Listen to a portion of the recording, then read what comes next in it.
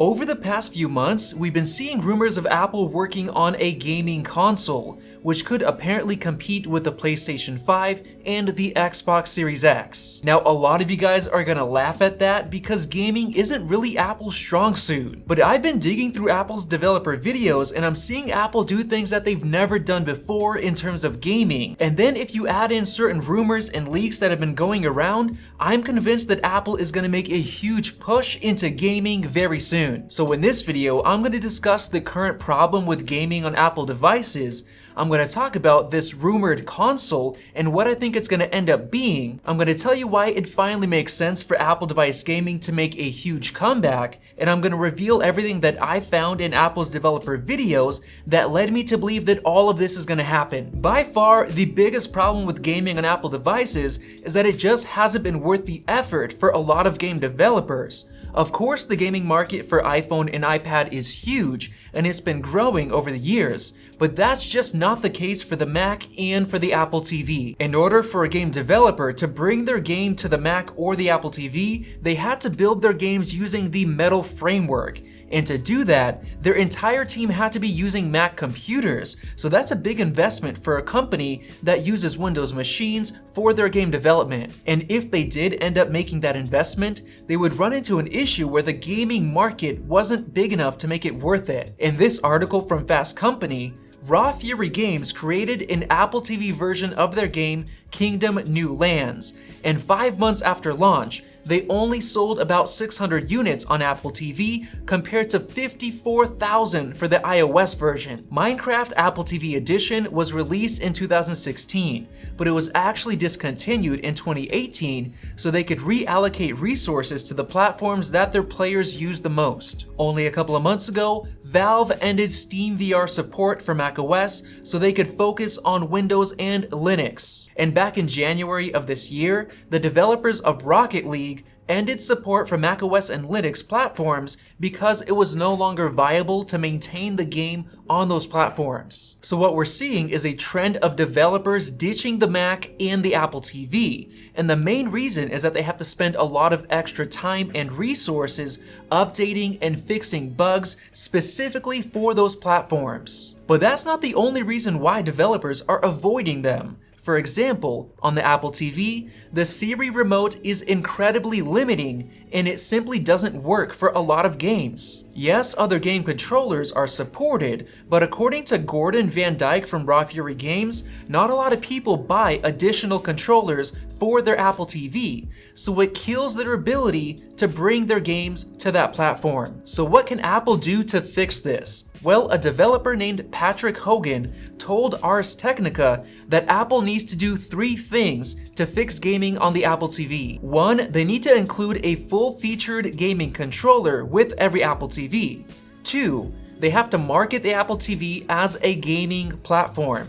And 3, they have to spend money on funding exclusive games for that platform. And as far as the Mac, Apple needs to figure out a way to finally make it worth it for developers to bring their games to the Mac. And based on everything I've seen in the Apple developer videos, it's obvious that Apple is making major moves toward fixing these issues, releasing a new gaming console, and making a massive push into the gaming market. It all started last year with a few very important changes. The first was that Apple finally brought PS4 and Xbox One controller support to all of their Apple devices, and the iPad Pro finally started getting some great games that supported controllers like Fortnite and Call of Duty Mobile. And at the same time, Apple released the Apple Arcade, which works across all of their platforms and of course supports game controllers. But this year is where Apple is going all out. For starters, they're bringing keyboard and mouse gaming to the iPad for game categories like first-person shooters and MOBA games. This is gonna play into gaming on Mac, which I'll get into in just a minute. Gaming on Apple devices is limited to using the Metal framework,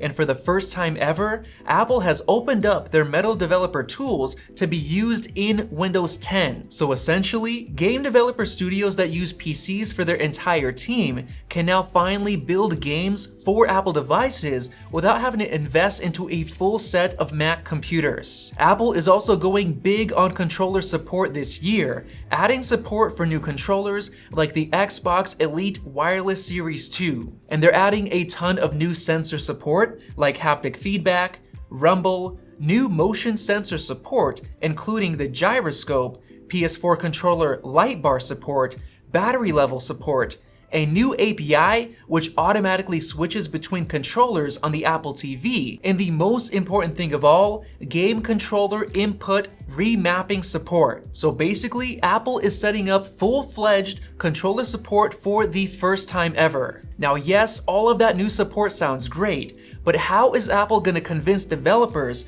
to finally start making games for all of their platforms? Well, it all comes down to their new Apple Silicon. As I'm sure all of you know by now, Apple's Macs are going to transition away from Intel processors to use their own custom-built ARM64 chips instead. The most important benefit in terms of gaming is this. Second, if you have any shared code with iOS apps, that code is almost certainly already fully ported to ARM64, because iOS uses the same CPU architecture as Apple Silicon Mac computers. So basically, on day one, Apple Silicon Macs are going to be able to natively run iPhone and iPad apps. And if you don't believe me, listen to this. Big Sur on Apple Silicon allows you to run iOS apps natively on the Mac without recompilation. And if you're wondering how a touch-based app will work on a Mac, Apple will take care of it automatically. iOS is built around a direct, multi-touch interaction model, but macOS is built around an indirect, cursor-based interaction model. The infrastructure automatically maps many multi-touch gestures. So the point that I'm trying to make is that every iPhone or iPad game should be able to run on Apple Silicon Macs with very minimal changes. And if a game supports a mouse and keyboard on the iPad, it'll automatically gain the same support on the Mac. And if you're wondering about how a game built for an iPhone or an iPad UI will run on a Mac, Apple has that covered as well. Last year, Apple introduced Swift UI, which allows you to create user interfaces across all of Apple's devices all at once. So now, instead of learning different UI code for each platform, Apple has consolidated it all into one, which is Swift UI.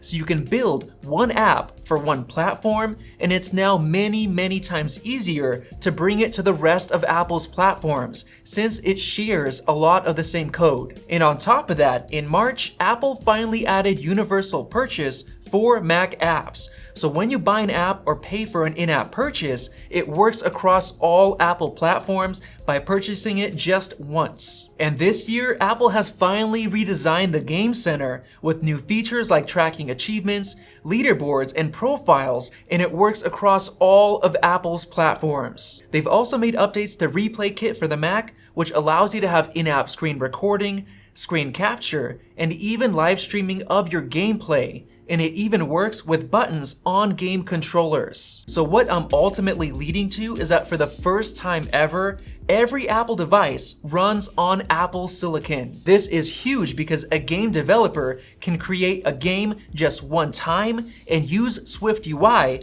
to make minimal changes to the code so that the game looks great on every Apple device, including the iPhone, the iPad, the Mac, and the Apple TV. And when you buy or download a game, you get to play it on any Apple device, including your in-app purchases. And the updated Universal Game Center means that your in-game progress can be saved across all of the platforms. And since each of them now has full-fledged controller support, you can use one controller to play on all of them. And now that all of the platforms run on Apple Silicon, online multiplayer crossplay between these platforms is possible on third-party games, just like it already is with Apple Arcade. What this basically means is that the gaming market for each Apple platform is going to be merged into one massive gaming market. This is going to have huge benefits for gaming on the Mac, since it'll instantly have access to a massive library of iOS and iPadOS games. But the most important change of all is that game developers